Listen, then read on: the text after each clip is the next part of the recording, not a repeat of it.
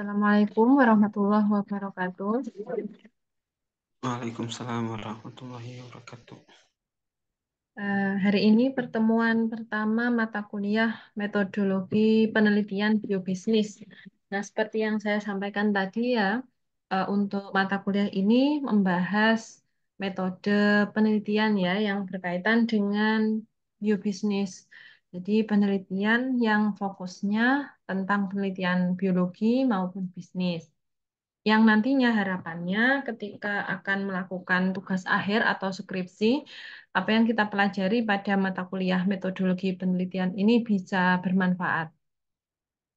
Nah, kalau saya dulu kuliahnya itu di bidang pendidikan, dulu saya juga mempelajari ya tentang penelitian-penelitian di bidang pendidikan.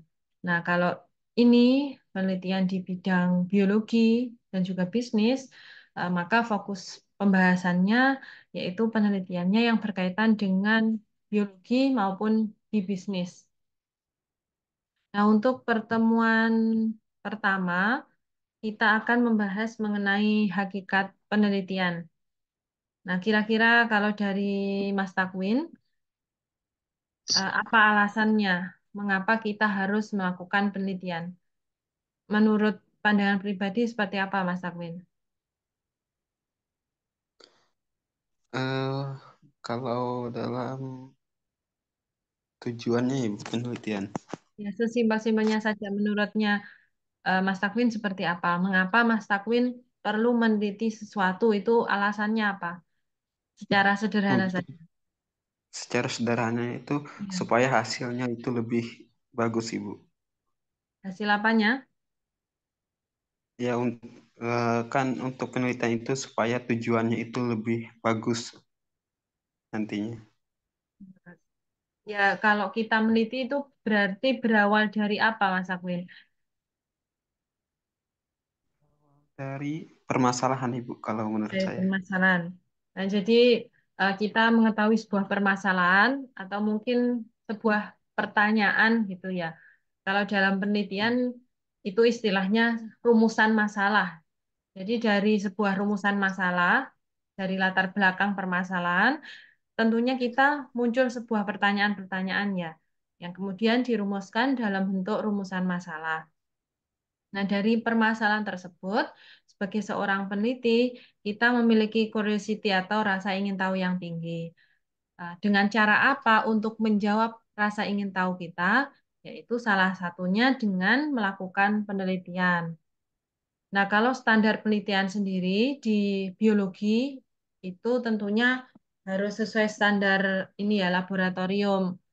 Dalam artian ada metode penelitian yang harus diterapkan, yang akan kita bahas untuk pertemuan-pertemuan selanjutnya.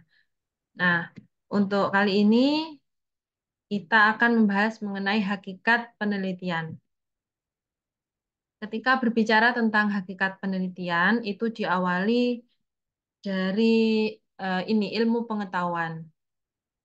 Nah, ilmu pengetahuan ini sebenarnya eh, suatu kalimat atau kata yang mirip ya. Ilmu pengetahuan itu beda tapi mirip gitu ya. Ilmu itu adalah kalau dari dosen saya dulu ya, ilmu itu sesuatu hal, pengetahuan yang sudah dibuktikan gitu ya. Kalau pengetahuan, ini kok keluar masuk. Pengetahuan itu bisa sekedar apa yang kita tahu. Jadi kalau kita pengen mengetahui sebuah ilmu, maka harus melalui tahapan-tahapan untuk mendapatkan ilmu tersebut. Dengan cara apa? Yang pertama, itu berdasarkan pengalaman atau experience. Yang kedua dengan penalaran atau reasoning. Dan yang ketiga pendekatan ilmiah atau scientific approach. Nah, kalau dalam penelitian, tentunya kita juga harus melalui tahapan-tahapan. Tidak bisa eh, sekedar tahu saja, tapi harus melalui tahapan-tahapan penelitian ilmiah. Yang pertama, pengalaman. Jadi ketika kita hendak mengetahui sesuatu atau ingin mendapatkan ilmu, itu kita bisa belajar dari sebuah pengalaman. Sebuah pengalaman pribadi juga bisa kita pelajari ya. Dari pengalaman pribadi, seseorang akan membuat kesimpulan atas sesuatu berdasarkan apa yang dilihat, apa yang dirasakan, dan juga apa yang diamati. Kesimpulan atas sesuatu hal tersebut dibuat oleh individu setelah ia memperoleh berbagai informasi yang akurat dari pengalamannya. Dari fakta dan kejadian yang dialami di lingkungan sekitar, seseorang bisa mengakumulasikan semua informasi ke dalam bingkai pengetahuannya. Nah, jadi cara mendapatkan ilmu pengetahuan yang pertama adalah melalui pengalaman. Mungkin bisa diceritakan, Mas Takwin, contoh pengalamannya yang ada kaitannya dengan biobisnis. Apakah ada, Mas Takwin?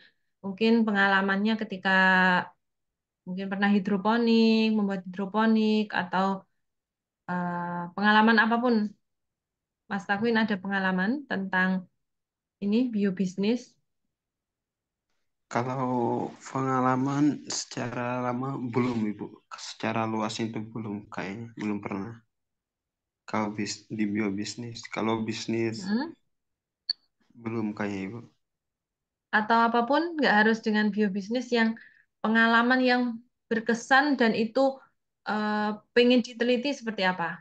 Ada nggak yang mungkin ada yang dilihat, dirasakan, diamati, dan itu menggerakkan rasa ingin tahu Kalau gitu. itu ada.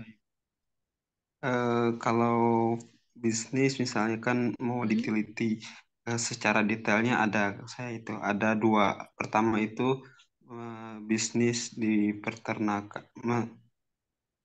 pembudidayaan ikan. Terus yang kedua itu tani sayur. Cara maksudnya kan budidaya ikan dengan tani sayur berbeda dari yang lain kan. Kalau dari yang lain seadanya, misalnya kalau saya itu bagaimana caranya itu, misalnya kalau petani lain panennya 1 tahun, contohnya 1 kali, saya itu bagaimana bisa panen itu bisa lebih kayak gitu, Ibu. Nah ya, nah jadi yang pertama ini dari pengalaman ya, seperti yang disampaikan Mas Takwin.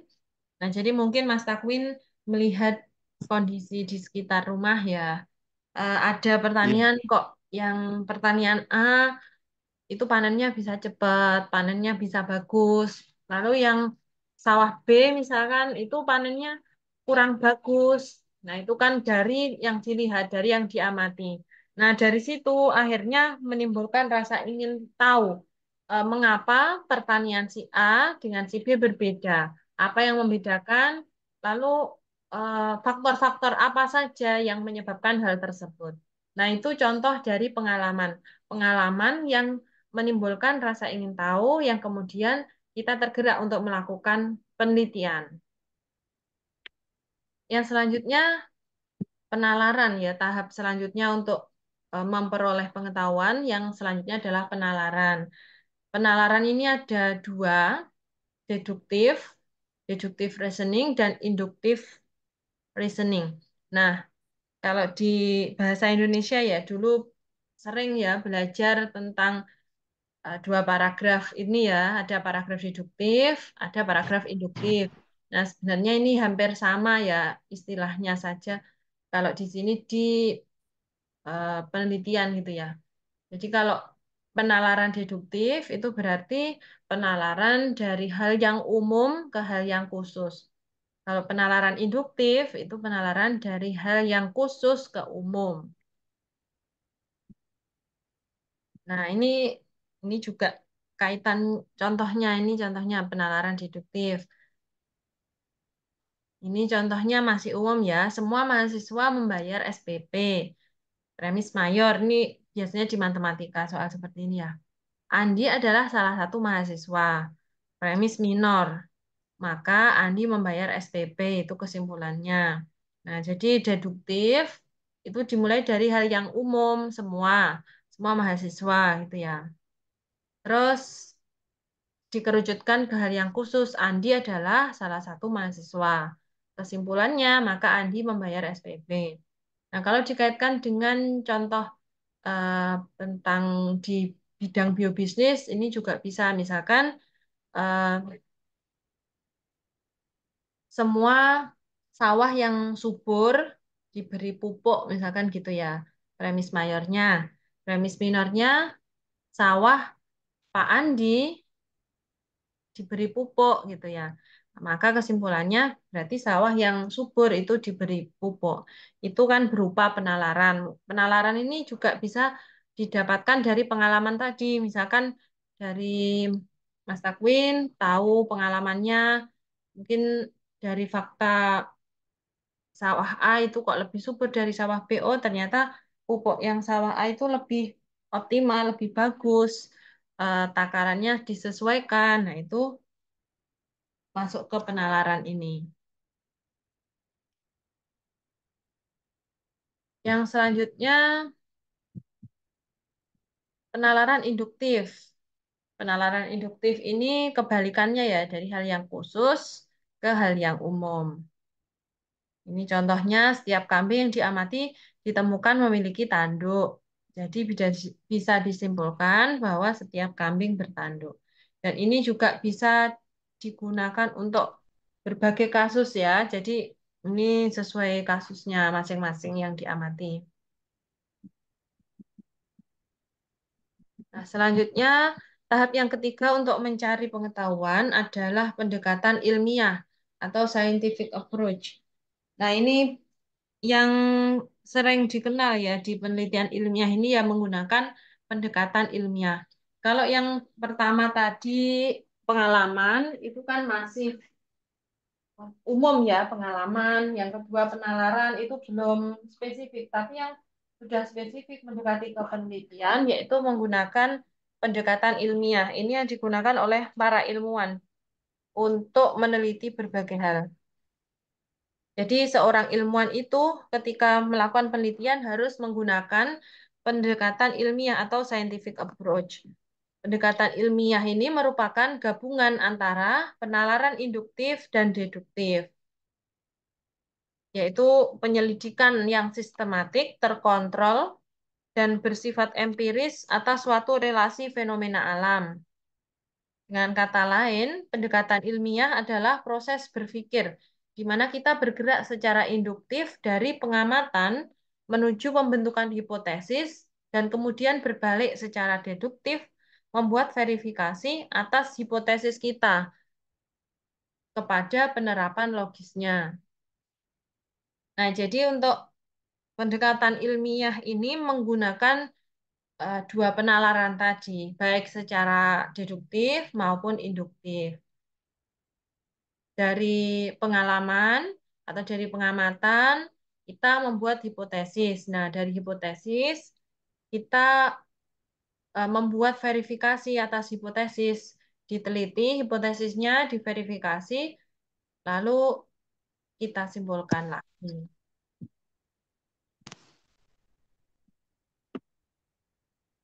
Berikut ini beberapa sifat dari scientific approach atau pendekatan ilmiah. Yang pertama, sistematik dan terkontrol. Jadi kalau kita menjadi seorang ilmuwan yang akan meneliti, itu harus sistematik dan terkontrol. Harus ada tahapan-tahapan yang dilaluinya, step-step yang sesuai dengan alurnya, jadi nggak boleh loncat-loncat, harus sistematik dan terkontrol. Yang selanjutnya empiris, yaitu menghendaki validasi atas semua keyakinan subjektif seseorang. Nah, jadi mungkin kan setiap pengamat itu pasti membawa unsur subjektivitas masing-masing. Nah, dari subjektivitas masing-masing itu harus divalidasi ya, divalidasi secara empiris. Yang selanjutnya self-correcting, yang berarti bahwa prosedur yang sistematis dan terkontrol memungkinkan seseorang terhindar dari kesalahan yang signifikan tatkala menggunakan proses pendekatan ilmiah ini untuk memecahkan masalah dalam kehidupan. Nah, jadi dikoreksi ya, dikoreksi self-correcting, dikoreksi untuk meminimalisir kesalahan dari penelitian. Yaitu tadi ya, untuk beberapa tahapan untuk mencari ilmu pengetahuan, untuk memperoleh ilmu pengetahuan. Yang pertama adalah pengalaman, yang kedua adalah penalaran, yang ketiga adalah pendekatan ilmiah. Sampai sini ada yang ingin ditanyakan mungkin?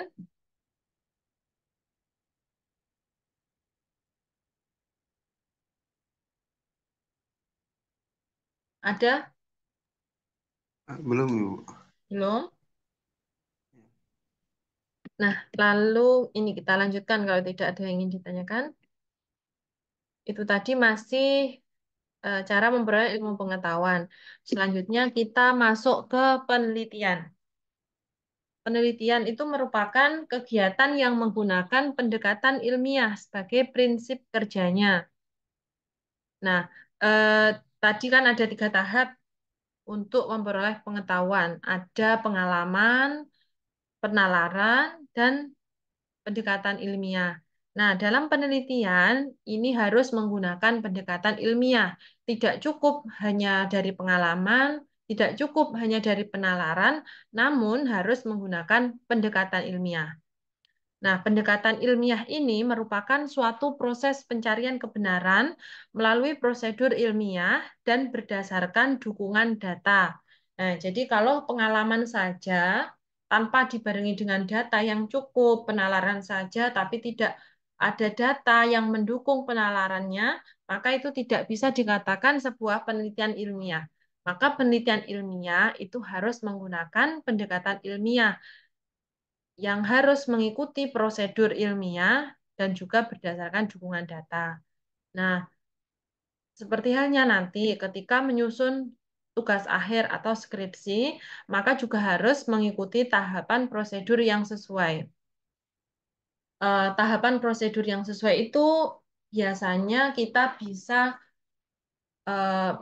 mencari dari penelitian sebelumnya ya. Jadi bukan benar-benar baru, tapi kita belajar dari penelitian sebelumnya. Kalau di dalam penelitian itu biasanya ada penelitian kualitatif, kuantitatif, atau mixed method. Nah, itu kita bisa belajar dari buku-buku terkait bagaimana langkah-langkah melakukan penelitian tersebut. Jadi bukan benar-benar membuat dari awal ya, dari awal buat sendiri langkah-langkahnya, tapi kita bisa belajar dari eh, penelitian-penelitian sebelumnya. Sebagai contoh, misalkan penelitian mixed method bidang pengembangan, misalkan pengembangan modul, bahan ajar. Nah, itu kita bisa belajar dari para ahli sebelumnya yang meneliti tentang pengembangan, mungkin Bock and Goal, atau penelitian pengembangan metode ADI, dan sebagainya. Sebagaimana penelitian pengembangan, penelitian yang kuantitatif, kualitatif itu juga punya eh, standar masing-masing. Nah, berikut ini untuk alur proses penelitian. Nah, secara umum, kalau kita mau melakukan penelitian berdasarkan studi pendekatan ilmiah, secara umum ini ada 4 tahapan. Yang pertama, merumuskan masalah atau research problem, jadi membuat rumusan masalah. Nah, ketika membuat rumusan masalah, ini bisa didapatkan dari pengamatan, dari ilmu yang sudah kita ketahui sebelumnya, dari pengalaman. Namun yang harus diingat harus dikomparasikan dengan data yang valid. Nah, jadi tidak hanya sekedar pengalaman kita, namun didukung dengan data yang valid, yang sudah divalidasi. Data itu bisa dari data resmi BPS atau dari data di jurnal sebelumnya, penelitian sebelumnya. Nah, jadi ketika kita membuat rumusan masalah dari latar belakang, itu harus didukung dengan data. Jadi tidak hanya pengalaman kita, tidak hanya penalaran kita, namun harus dibarengi dengan data. Itulah yang menjadi ciri khusus dari penelitian ilmiah atau pendekatan ilmiah. Nah, dari perumusan masalah, selanjutnya kita menyusun data melalui pengumpulan data. Nah, jadi rumusan masalah sudah kita buat, misalkan mau meneliti tentang perbedaan antara sawah padi yang dipupuk dengan yang tidak. Misalkan perumusan masalahnya bagaimana perbedaan antara padi yang dipupuk dengan yang tidak. Nah, maka setelah itu kita mengumpulkan data, bisa melakukan uji laboratorium atau mungkin eh, dengan mencoba menanam di rumah perbedaan tanaman A dengan tanaman B, satu diberi pupuk, satu tidak. Nah, itu contoh proses untuk pengumpulan data.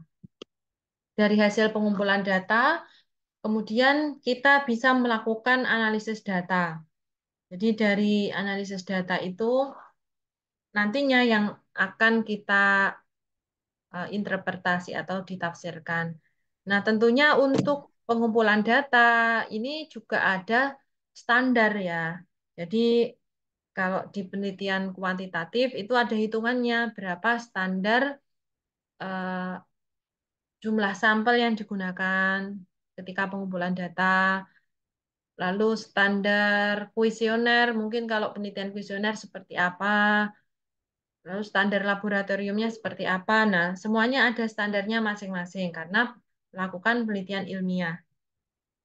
Jadi dalam tahapan-tahapan ini semuanya punya standar masing-masing. Misalkan analisis data, kalau kuantitatif bisa menggunakan aplikasi Microsoft Excel atau mungkin SPSS atau ListRel dan sebagainya.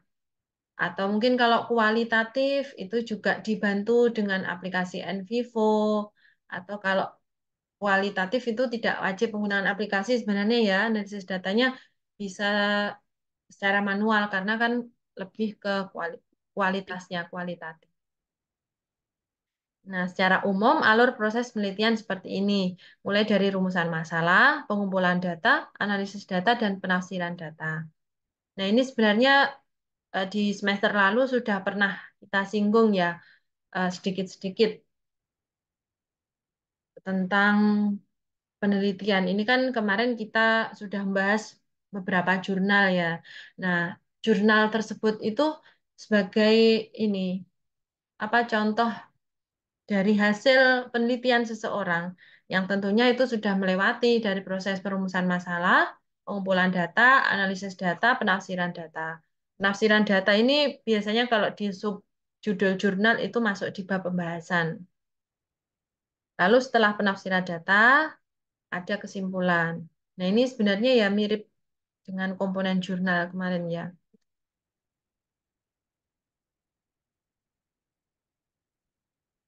Untuk lebih lanjutnya, insya Allah dibahas ya untuk pertemuan-pertemuan selanjutnya. Sampai sini ada yang ingin ditanyakan, Mas Takwin? Eh, ini Bu, apa? Tapi nggak ke depan ini pertanyaannya Gimana? tentang kuliah, tentang ini Mm-mm. kan nanti kemarin itu di grup mata kuliah lain AIK Mm-mm. pernah nyinggung tentang masalah akhir semester nanti itu ada dua opsi katanya. Satu Mm-mm.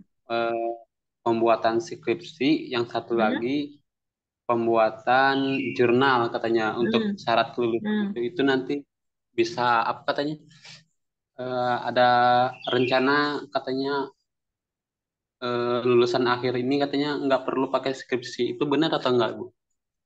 Oh, kalau untuk nanti biasanya ada keputusan lagi nanti ya. Tapi ini berdasarkan pengalaman di beberapa kampus itu memang ada dua pilihan. Ada yang mengerjakan skripsi, ada yang publikasi jurnal. Nah, seperti saudara saya yang baru wisuda kemarin itu di UIN Tulungagung itu juga lulusnya dengan jurnal, nggak usah skripsi. Nanti tergantung dari kampus masing-masing. Ya, yang penting jurnalnya itu kualitasnya juga bagus dalam artian hasil dari penelitian jurnal itu setara dengan skripsi, bukan hanya asal nulis gitu maksud saya ya, tapi memang ada penelitian secara real, penelitiannya standar skripsi hanya saja keluarannya dalam bentuk jurnal seperti itu, Mas. Jadi tetap ada penelitian, hanya saja keluarannya dalam bentuk jurnal. standar penelitian sama dengan standar penelitian skripsi, hanya saja nulisnya biar nggak banyak-banyak gitu ya. Kan kalau skripsi cenderung banyak, sampai ratusan halaman, kalau jurnal mungkin 10 gitu ya, atau 15. Nah, jadi nanti kalau masalah tugas akhir, insya Allah diinfokan lebih lanjut ya. Yang penting di sini kita belajar bagaimana proses penelitiannya. Sama saja, proses penelitian di jurnal atau skripsi sama saja melalui tahapan ini. Hanya saja keluarannya yang berbeda. Kalau skripsi itu kan banyak, tebal. Kalau jurnal itu cenderung lebih tipis, gitu saja. Tapi untuk prosesnya sama, proses penelitiannya sama.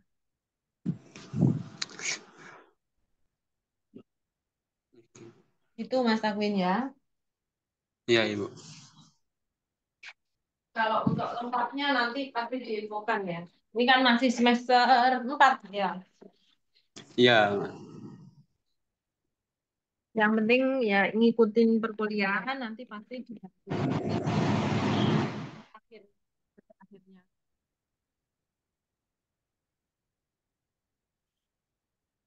Ini selanjutnya kita akan membahas mengenai paradigma penelitian. Kan masih awal ya, jadi masih teori-teori seperti ini. Pengertian paradigma yaitu seperangkat keyakinan mendasar yang memandu tindakan kita, baik kegiatan seharian maupun dalam penyelidikan ilmiah. Nah, untuk paradigma ilmu, ini ada positivisme, postpositivisme, dan juga critical theory dan konstruktivisme. Ini penjelasannya. Ya, ini nanti yang dikaitkan dengan ini metode penelitian apa saja yang digunakan ini berkaitan dengan paradigma ini ya. Ini untuk paradigma positivisme menempatkan ilmu sosial seperti ilmu alam yaitu suatu metode yang terorganisir untuk mengkombinasikan deduktif logik dengan pengamatan empiris guna secara probabilistik menemukan atau memperoleh konfirmasi tentang hukum sebab akibat yang bisa digunakan untuk memprediksi pola-pola umum gejala sosial tertentu. Untuk paradigma konstruktivisme, memandang ilmu sosial sebagai analisis sistematis terhadap social meaningful action melalui pengamatan langsung dan terperinci terhadap pelaku sosial dalam setting kehidupan sehari-hari yang wajar. Nah, untuk critical theory, ini mentakrifkan ilmu sosial sebagai proses yang secara kritis berusaha mengungkap the real structure di balik ilusi, false needs yang ditampakkan dunia materi, dengan tujuan membantu membentuk kesadaran sosial agar memperbaiki dan mengubah kondisi kehidupan. Nah, ini kaitannya dengan jenis penelitian yang akan digunakan ya. Waktunya tinggal dikit. Nah, ini untuk Ya. paradigma kuantitatif. Ini berdasarkan paham positivisme dan postpositivisme. Paradigma kualitatif berdasarkan paham konstruktivisme dan kritikal teori. Nah, jadi dari beberapa paradigma tadi itu yang mendasari jenis penelitian, kuantitatif atau kualitatif. Nah, ini jenis penelitian berdasarkan paradigmanya. Nih, yang pertama kuantitatif, yang kedua kualitatif, yang ketiga mixed method atau gabungan kuanti dan kuali. Nah, jadi eh, penelitian kuanti kuali ini kan sempat kita bahas ya sedikit ya di kuliah sebelumnya. Secara singkat, penelitian kuantitatif itu penelitian yang menggunakan angka-angka ya sebagai hitungannya dengan menggunakan berbagai aplikasi ya seperti analisis menggunakan Microsoft Excel atau SPSS, terus aplikasi-aplikasi yang lain. Jadi kalau kuantitatif itu memperhatikan kuantitas. Jadi penelitiannya biasanya menggunakan sampel yang cukup besar dibandingkan kualitatif karena di sini memperhatikan kuantitas. Biasanya sekitar 30 gitu ya. Diberikan kuesioner, diisi, lalu kuesionernya dianalisis secara perhitungan angka atau kuantitatif. Kalau kualitatif itu penelitiannya cenderung ke kualitasnya, bagaimana analisisnya, bagaimana membaca datanya, membaca data hasil pengamatannya. Jadi kualitatif ini tidak membutuhkan terlalu banyak responden. Biasanya satu itu juga sudah bisa digunakan untuk penelitian kualitatif, karena penelitian kualitatif itu lebih mengutamakan kualitas. Jadi sekiranya cukup satu orang untuk case study atau survei, itu ya cukup untuk penelitian kualitatif. Kalau mixed method itu menggabungkan kuanti dan kuali. Nah, kalau berdasarkan tujuannya, penelitian itu ada basic research dan applied research, penelitian dasar atau dan juga penelitian terapan. Nah, biasanya ini kalau skripsi itu menggunakan basic research atau penelitian dasar ya, masih dasar untuk eh, bukan untuk mendapatkan ilmu baru ya, masih dasar untuk masih mengembangkan atau membuktikan gitu ya basic research. Kalau applied research itu sudah terapan. Biasanya kalau sudah eh, studi magister atau doktoral itu menggunakan applied research. Selanjutnya ini jenis penelitian berdasarkan metodenya. Pasti nanti kita akan bahas secara rinci ya. Ini kan masih penjelasan umum. Ada eksperimen, ex post facto, korelasi, survei, case study atau ini penelitian kualitatif. Jenis penelitian berdasarkan derajat eksplanasinya. Ada penelitian deskriptif, verifikatif, dan developmental atau pengembangan.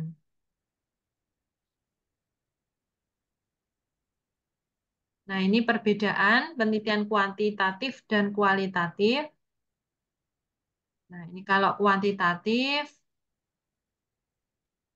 ini lebih ke ini yang data angka atau statistik. Kalau kualitatif lebih ke data kata atau deskriptif naratif. Nah, ini yang menurut saya menjadi ciri utama, ciri khusus yang kelihatan langsung kelihatan gitu ya.